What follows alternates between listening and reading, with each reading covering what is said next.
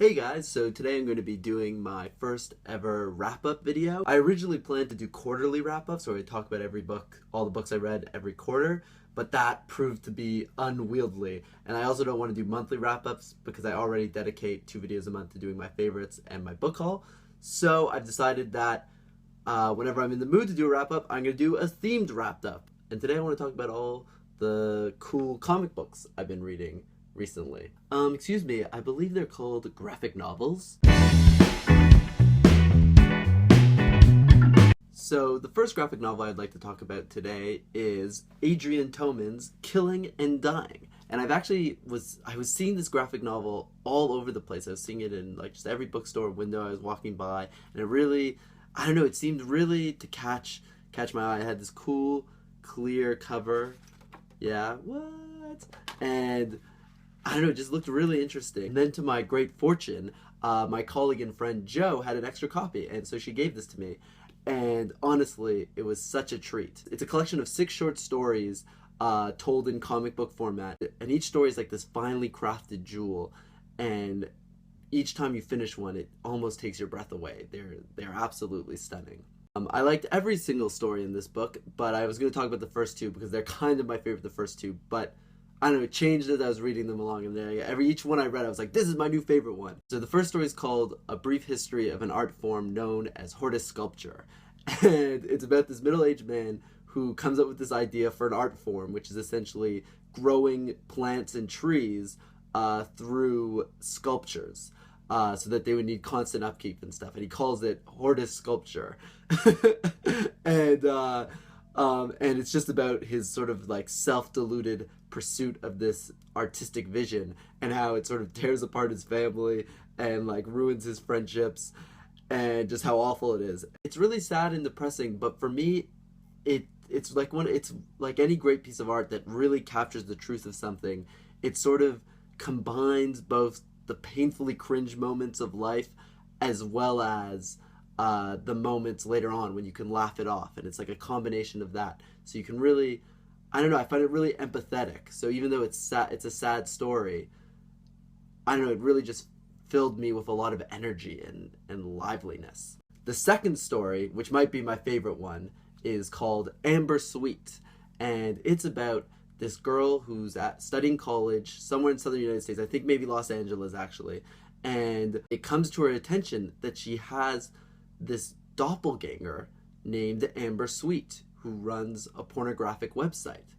And all of a sudden, wherever she goes, out on dates, to the movies, people supposedly recognize her or mistake her for Amber Sweet, and all of a sudden she has to carry the burden and responsibility for Amber Sweet's life choices. And it's a really interesting setup, and where the story goes is really fascinating as well, and it's just really, really well done. Highly recommend. So yeah, I highly recommend this book. It's great. You can read it in an afternoon or a story per bus journey, which was what I did. And yeah, no, it's worth it. Even though you read it pretty quickly, it's definitely a book I think I'm going to return to, and I'm definitely going to return to these stories. It's really well done. Keep an eye out for this. The next book I bought after finishing Killing and Dying, which sort of inspired me to read a bunch of graphic novels, was Super Mutant Magic Academy by Jillian Tamaki. So this book is made up of a series of just literally one-page comic strips. So each page is like a little tiny story and joke or riddle thing, and it's just really well done, and it all concerns the lives of the students and teachers who go to Super Mutant Magic Academy. And you know, like most superhero stories or magic stories, it's really sort of the human emotions that matter rather than their abilities to fly or do whatever. And it's just a hilarious book. There's one character named Frances who's sort of the pretentious art student who's always putting on these crazy performance art pieces, and she's kind of a badass too. It's really funny. Then there's a kid named Trevor who's always trying to blow stuff up, and it's really there's this cat who's a student who no one really understands why there's a cat allowed to be a student, but supposedly the teachers claim that it will play a pivotal role in all of their destiny.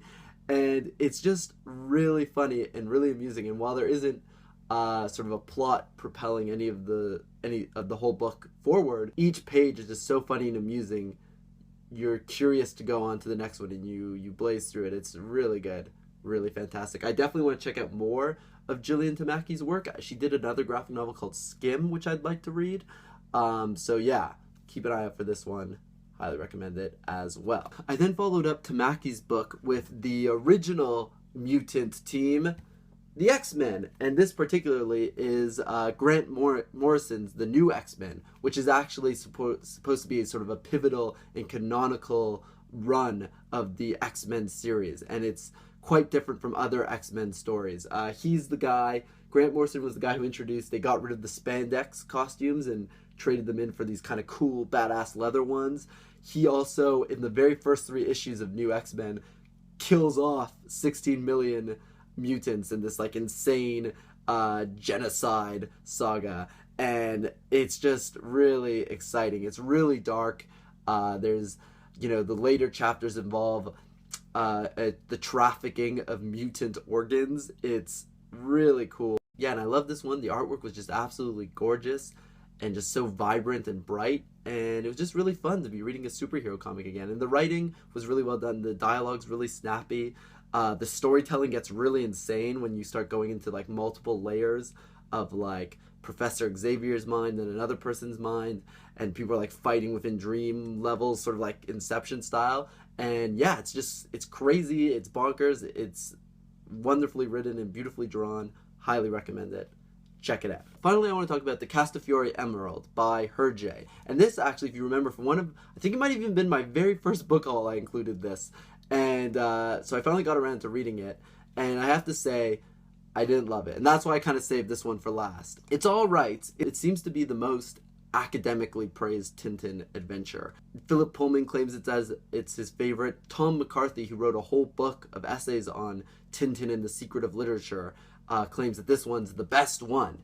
And I mean, I guess I can see why maybe people like to praise it, because it's clearly very unique from the other Tintin books. This one doesn't take place in any foreign country. It all takes place around Tintin's house. It's like this funny slapstick comedy, and there's all sorts of weird obstacles, and you know, people mishear things, and I guess it's kind of funny.